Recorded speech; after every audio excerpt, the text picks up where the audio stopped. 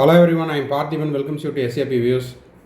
இன்றைக்கி டேட்டு 18/9/2024. இந்த வீடியோவை ஆஃப்டர்நூன் ஒரு 12:45க்கு ரெக்கார்ட் பண்ணிகிட்ருக்கிறேன். இப்போ பார்த்தீங்கன்னா இன்றைக்கி நியூஸ் பேப்பரில் வந்த ஒரு கட்டிங் எடுத்து நம்ம ஸ்டூடெண்ட் ஒருத்தர் ஃபோன் பண்ணி, சார் இதை பற்றின கொஞ்சம் தெளிவான ஒரு விளக்கம் கொடுங்கன்னு கேட்டிருந்தாங்க. ஸோ அந்த டவுட் அப்படிங்கிறது எல்லாத்துக்குமே இருக்கும். ஸோ காமனாக ஒரு வீடியோ போஸ்ட் பண்ணிட்டா எல்லாத்துக்கும் நம்ம ரிப்ளை கொடுத்த மாதிரி இருக்கும். அப்படிங்கிறக்காக இந்த வீடியோவை நம்ம போஸ்ட் பண்ணியிருக்கிறோம். இது டுடேஸ் நியூஸ் பேப்பரில் வந்த நீட் தமிழ்நாடு மெடிக்கல் கவுன்சிலிங்கான ஒரு முக்கியமான ஒரு அப்டேட் தான். மருத்துவ படிப்பை கைவிட்டால் 10 லட்சம் அபராதம்.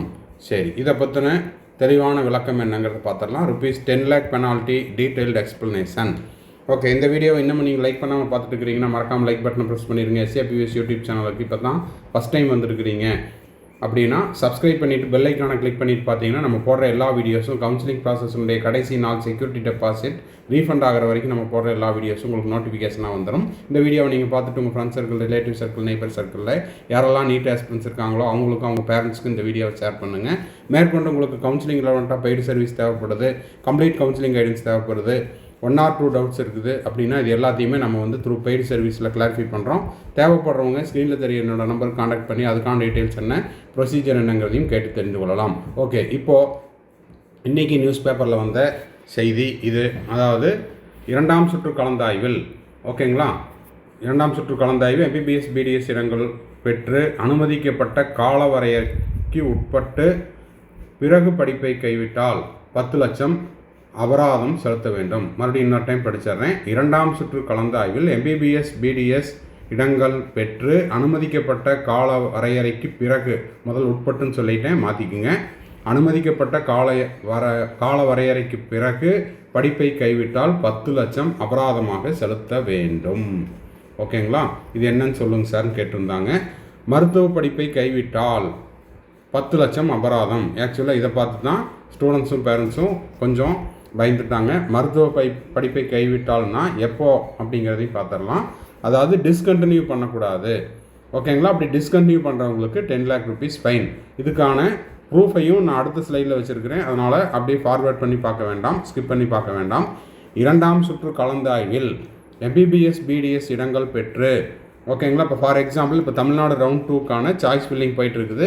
சாய்ஸ் ஃபில்லிங்கை முடிச்சுட்டு நீங்கள் லாக் பண்ணிவிட்டு அதுக்கப்புறம் உங்களுக்கு ஒரு சீட் கிடைக்குது. அந்த சீட்டில் நீங்கள் போய் ஜாயின் பண்ணிட்டீங்க.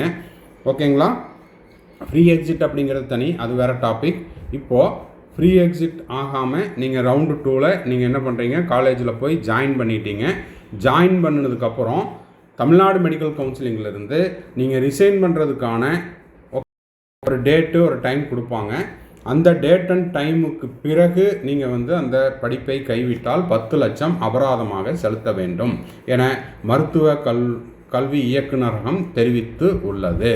சரி, இதில் இளநிலை மருத்துவ படிப்புகளுக்கான முதல் சுற்று கலந்தாய்வு முடிவில் அரசு மற்றும் சுயநிதி மருத்துவக் கல்லூரிகளில் 1423 எம்பிபிஎஸ் இடங்களும் 1566 பிடிஎஸ் இடங்களும் காலியாக இருந்தன.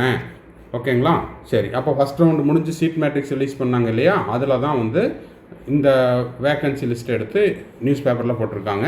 1566 பிடிஎஸ் இடங்களும் காலியாக இருந்தன. இதனையோடு அடுத்து அரசு ஒதுக்கீடு, நிர்வாக ஒதுக்கீடுகளுக்கும் விண்ணப்பித்த 40,000த்திற்கும் மேற்பட்ட மாணவர்களுக்கும் 2வது கலந்தாய்வு பங்கேற்க அழைப்பு விடுக்கப்பட்டிருந்தது.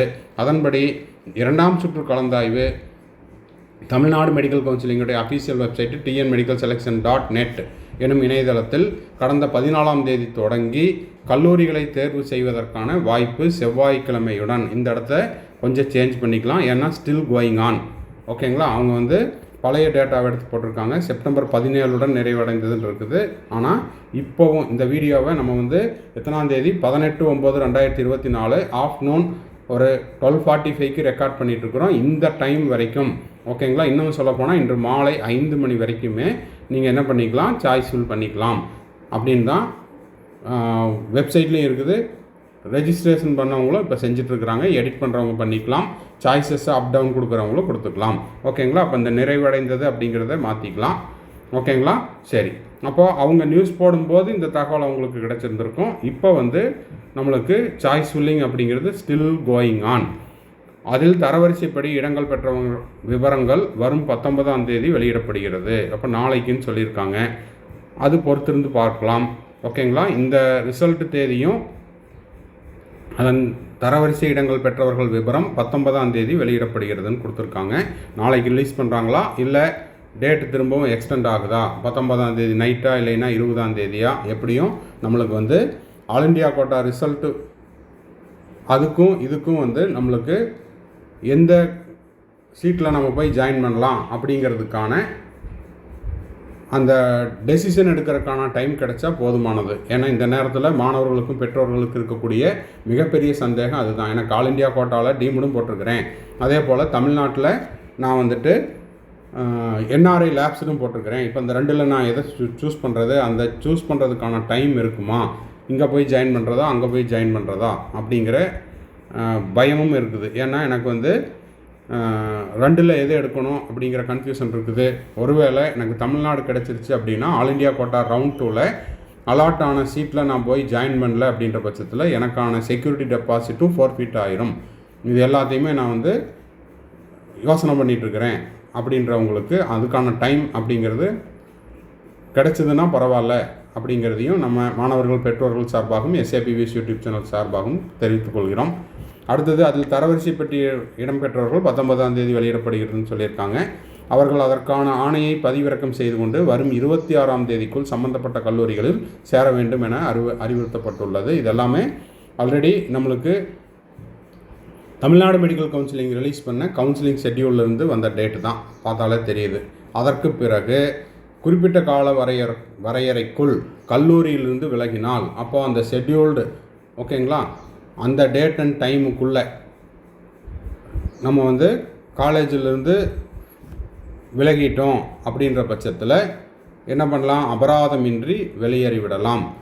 அதே வேளையில் அந்த குறிப்பிட்ட ஸ்டிபுலேட்டட் டேட் அண்ட் டைம் அந்த கால அவகாசத்திற்கு பிறகு படிப்பை பாதியில் கைவிட்டால் 10 லட்சம் ரூபாய் அபராத தொகை, வைப்புத் தொகை, கல்வி கட்டணம் ஆகியவற்றை செலுத்த வேண்டும். அப்படின்னா நீங்கள் டிஸ்கண்டினியூ பண்ணுறீங்க, அந்த டிஸ்கண்டினியூ பண்ணினதுனால உங்களுக்கான பெனால்ட்டி என்னென்னா 10 lakhs கட்டணும். எப்போது ரெசிக்னேஷன் டேட்டெல்லாம் முடிஞ்சு இந்த இடத்துல மாணவர்களும் பெற்றோர்களும் ரொம்ப தெளிவாக புரியலைன்னா இன்னொரு டைம் பாஸ் பண்ணி கூட நீங்கள் கேட்டுக்கலாம். ஓகேங்களா?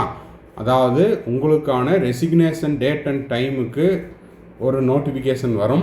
அந்த ஸ்டிபுலேட்டட் டேட் அண்ட் டைமுக்குள்ளே நீங்கள் ரிசைன் பண்ணிட்டீங்க, ரவுண்டு 2ல் சேர்ந்துட்டேன், தெரியாமல் எனக்கு வந்து ஃபீஸ் அதிகமாக இருக்குது, எனக்கு வேண்டாம், இல்லைன்னா வேறு சில காரணங்களுக்காக நான் வந்து ரவுண்டு 3ல் கலந்துக்கலான் இருக்கிறேன், இல்லைன்னா வந்து ஆல் இண்டியா கோட்டாவில் எனக்கு அங்கே வந்து இதை விட பெட்டராக இருக்குது, நான் அங்கே போய் ஜாயின் பண்ணிக்கிறேன், தெரியாமல் இங்கே நான் ஸ்டேட் கவுன்சிலிங்கில் ஜாயின் பண்ணிட்டேன் அப்படின்ற டிசிஷன் எடுக்கிறவங்களா இருந்ததுன்னா அந்த ஸ்டிபுலேட்டட் டேட் அண்ட் டைம், அதை ஏன் நான் திரும்ப சொல்கிறேன்னா அந்த குறிப்பிட்ட கால அவகாசத்திற்கு பிறகு நீங்கள் போய் ரிசைன் பண்ணுறீங்க அப்படின்னா அதுக்கு ரெசிக்னேஷன் அக்செப்ட் பண்ணிக்க மாட்டாங்க.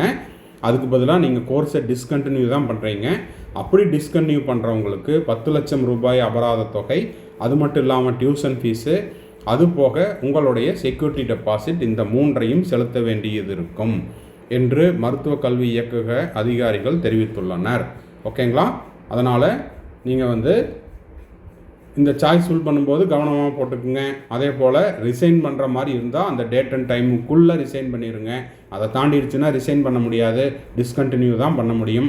அப்படி டிஸ்கண்டினியூ பண்ணால் இத்தனை லாஸையும் நீங்கள் ஏற்றுக்கணும். அதாவது கிட்டத்தட்ட ஒரு கோர்ஸை வந்து நீங்கள் கம்ப்ளீட் பண்ணுற அளவுக்கான அமௌண்ட்டை வந்து நீங்கள் கட்டுற மாதிரி இருக்கும். ஏன்னா அது அந்த இடத்துல நீங்கள் வந்து சீட்டை வந்து என்ன பண்ணுறீங்க, அடுத்தவங்களுக்கு போகிறதுக்கு இல்லாமல் சீட்டை பிளாக் பண்ணுறீங்க. ஓகேங்களா? அதுக்காக இதெல்லாம்.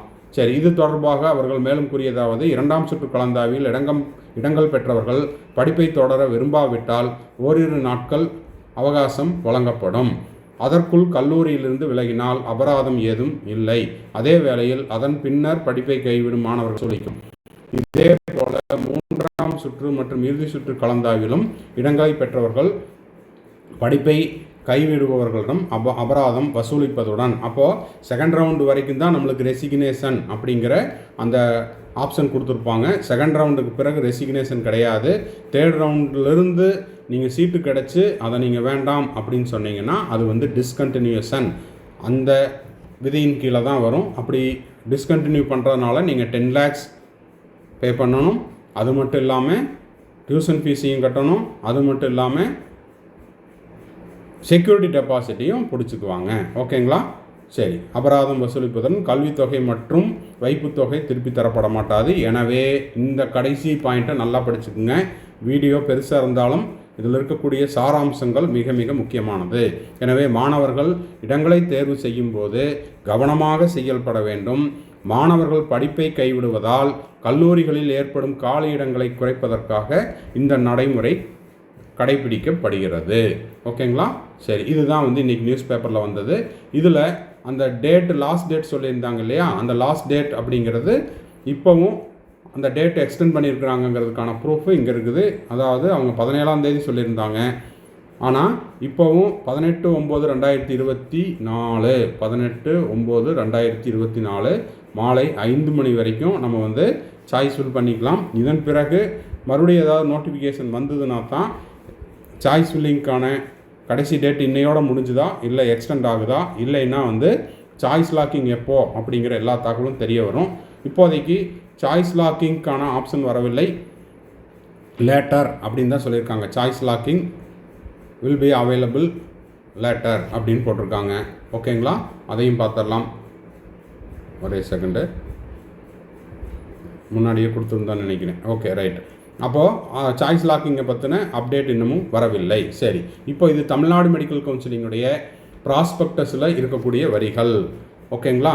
இப்போ பார்த்தீங்கன்னா discontinuation fees if the candidate discontinues the course after the stipulated date in round 2 or resign after joining. அப்போது அந்த குறிப்பிட்ட கால அவகாசத்திற்கு பிறகு, 2ஆம் சுற்று கால அவகாசத்திற்கு பிறகு இடையில் நின்றால் அப்படின்னா ரெசிக்னேஷன் டேட்டு முடிஞ்சதுக்கப்புறம் எனக்கு இந்த சீட்டு வேண்டாம் அப்படின்னு 2ஆம் சுற்றில் நீங்கள் சொன்னீங்கன்னா அது என்ன ஆகுது, சேர்ந்த பிறகு ஆர் அதன் பிறகுனா 2ஆம் சுற்றுக்கு அப்புறம் 3ஆவது ரவுண்டாக இருக்கலாம், 4ஆவது ரவுண்டாக இருக்கலாம், what ever it is. In subsequent rounds he or she is considered as discontinued and it is liable to pay the discontinue fee as mentioned in the clause 23. Unless the candidate pay the discontinue fees, candidate will not be permitted to discontinue and the document certificate submitted in their college will not be returned. It will be held as a lien by the state government for the payment continuation fees. அப்போ 2ஆம் சுற்று உங்களுக்கு ஒரு college allot ஆகி அந்த ரெசிக்னேஷனுக்கான இந்த தேதிக்குள்ளே நீங்கள் போய் ரிசைன் பண்ணிட்டீங்க அப்படின்னா உங்களுக்கு எந்த விதமான அபராதமும் கிடையாது. அந்த ரெசிக்னேஷன் டேட்டு முடிஞ்சிருச்சு அப்படின்னா நீங்கள் டிஸ்கண்டினியூஷன் தான் பண்ணணும். அப்படி டிஸ்கண்டினியூஷன் பண்ணுறதுனால நீங்கள் டியூஷன் ஃபீஸும் செக்யூரிட்டி டெபாசிட்டும் அது போக அந்த டிஸ்கண்டினியூ பண்ணினதுக்கான 10 லட்சம் ரூபாயும் செலுத்த வேண்டும். இல்லை சார், நான் இப்போ அதெல்லாம் செலுத்தவே இல்லையே, எப்படி என்னோடய அக்கௌண்ட்லேருந்து பிடிப்பாங்க அப்படின்னு கேள்வி சந்தேகம் உங்களுக்கு இருக்கும் பட்சத்தில் உங்களுடைய கல்லூரியில் நீங்கள் சமர்ப்பித்த அந்த சான்றிதழ்கள் அப்படிங்கிறது தமிழ்நாடு ஸ்டேட் கவர்மெண்ட்டுக்கிட்ட சரண்டர் பண்ணிடுவாங்க. நீங்கள் என்ன பண்ணணும், இந்த டிஸ்கண்டினியூஷன் ஃபீஸ் எல்லாம் கட்டி கிளியர் பண்ணினதுக்கப்புறம் தான் உங்களுடைய டாக்குமெண்ட்ஸை நீங்கள் திரும்ப வாங்குற மாதிரி இருக்கும். ஓகேங்களா? சரி. இது டிஸ்கண்டினியூஷனுக்கான ப்ரொசீஜர் தமிழ்நாடு மெடிக்கல் கவுன்சிலிங்கில் இருக்குது. ஃபோர்ஃபீச்சர் அப்படிங்கிறது if the candidate does not join the allotted courses in round 3 R later, அதாவது 3ஆம் சுற்றுக்கோ அல்லது அதற்கு பிறகோ நீங்கள் உங்களுக்கு அலாட் ஆச்சு அப்படின்னா 3ஆவது ரவுண்ட்லேருந்து உங்களுக்கு ஃப்ரீ எக்ஸிட் கிடையாது, ரெசிக்னேஷன் கிடையாது. ஓகேங்களா?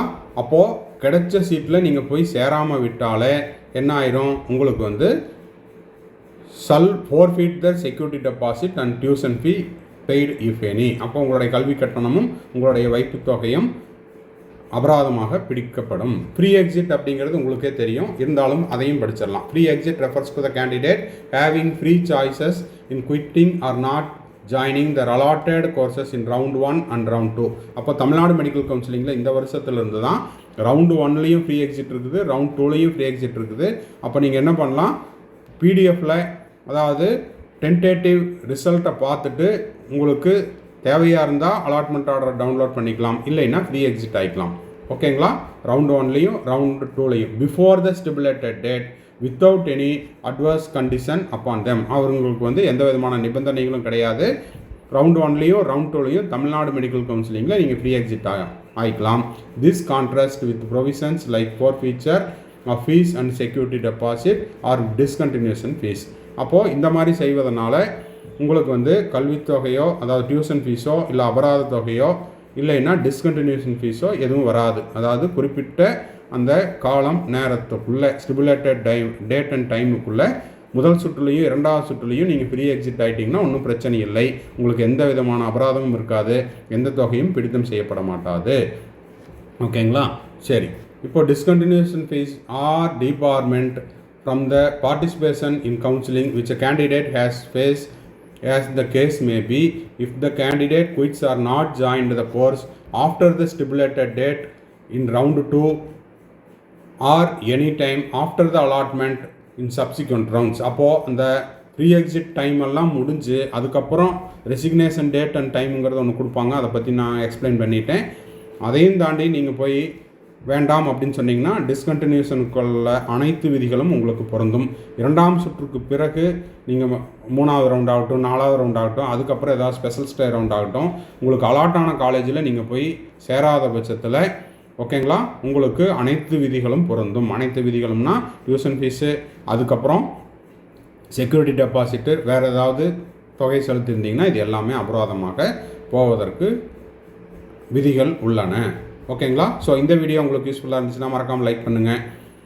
எஸ்ஏபி வியூஸ் யூடியூப் சேனலுக்கு இன்னமும் சப்ஸ்கிரைப் பண்ணாதவங்க சப்ஸ்கிரைப் பண்ணிடுங்க.